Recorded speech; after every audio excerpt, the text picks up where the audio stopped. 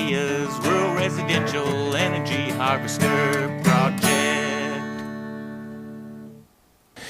Here is a truck that runs on wood gas.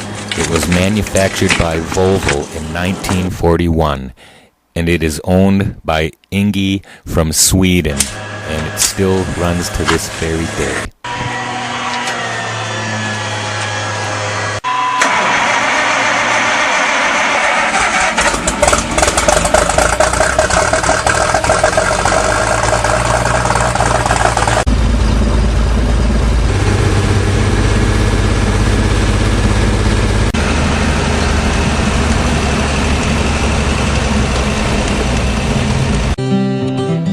This is Ben, and his company's name is Victory Gas Works.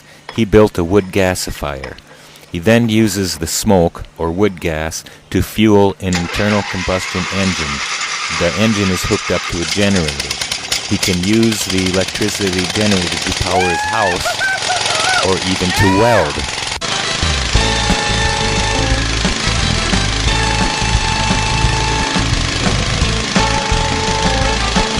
Another way to produce electricity is to burn wood to heat water, making steam, and using that to run a steam engine or a turbine to power the generator.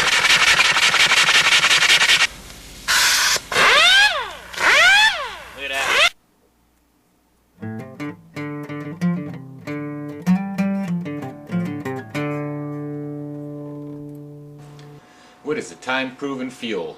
People have been burning wood since medieval days, maybe even as cavemen. Now you've seen that wood can also supply our modern electricity and transportation energy needs. This is not rocket science. It is proven technology. For all you doubting Thomas's tree huggers, a large portion of rural Americans can burn wood waste from sawmills, construction, logging, and clearings along roads. In all cases, this waste wood is often open burned in slash piles, in garbage piles. Besides that, wood and wood tinder often becomes forest fire fuel. Now we don't want your tree house to get burned down, do we, Mr. Tree Hugger? So using this fuel actually saves trees.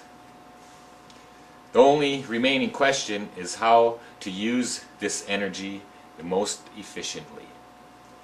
While the wood gas truck is really cool, hauling around a wood stove on your car just wouldn't fit into most people's lifestyles. I don't think the Department of Transportation or the State Patrol would take a fancy to it neither. So my solution is an improved thermal depolymerization process, and I'll compress that gas so wood gas can be used in more conventional flex fuel vehicles in place of natural gas. As far as making electricity with wood gas, I believe the gas can be put to better use as auto fuel.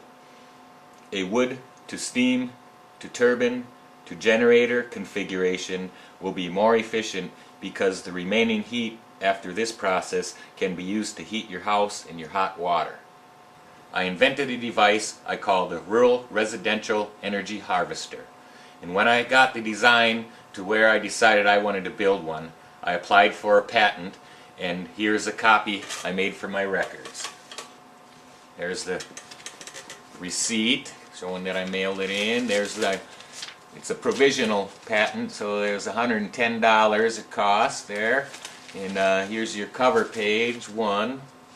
And what else? You got another cover page 2 here, and you sign it. I'm the bona fide inventor, and da-de-da, and then you got all these other things like a specification and cross references and incorporation, blah blah blah blah blah, kind of stuff. You know, a lot of USPTO stuff. It's good. You know, it's gotta have.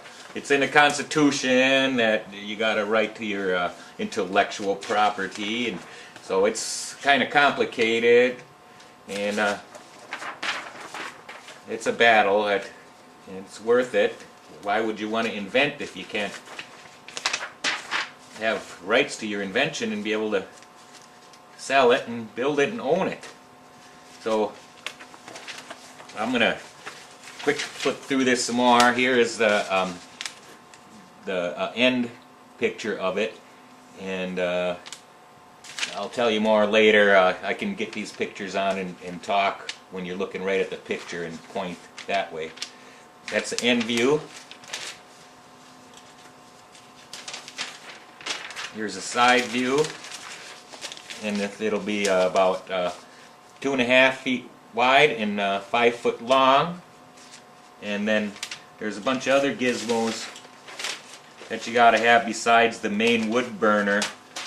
There'll be a fractional distillation tower, and here's a kind of an end view with the pipes going to the tower, and then there will be other equipment that goes off of here, like the storage tank and electrical generators and all of that kind of stuff. And I'll tell you more about the whole thing as I'm putting the pictures in the background so we can see them and you can get an idea of what I'm working on.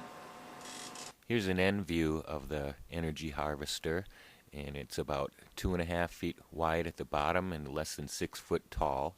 And the big round circle is the reaction chamber where the thermal depolymerization will take place, and the small circles with the tubes between is the steam boiler, and below that is the firebox. Between the firebox and the pressure vessels are sliding baffle valves to direct the heat to either or both processes. Here's a side view of the energy harvester showing the firebox and the pressure vessel tubes. The unit will be about 5 foot long, or about the same size as a conventional outdoor wood furnace. This piping schematic shows some of the connections from the harvester to the condenser fractional distillery tower, which will be about 8 to 10 foot tall. Well, I really don't like asking for donations, but I need to raise some money here so I can start building these bootlegger energy stills I call energy harvesters. And believe it or not, I don't care about becoming a million billionaire with this project. I just want to make and sell enough energy harvesters so I can afford one for myself. And that way I can live a nice rural lifestyle and be energy independent. Thank you for watching. Have a good day.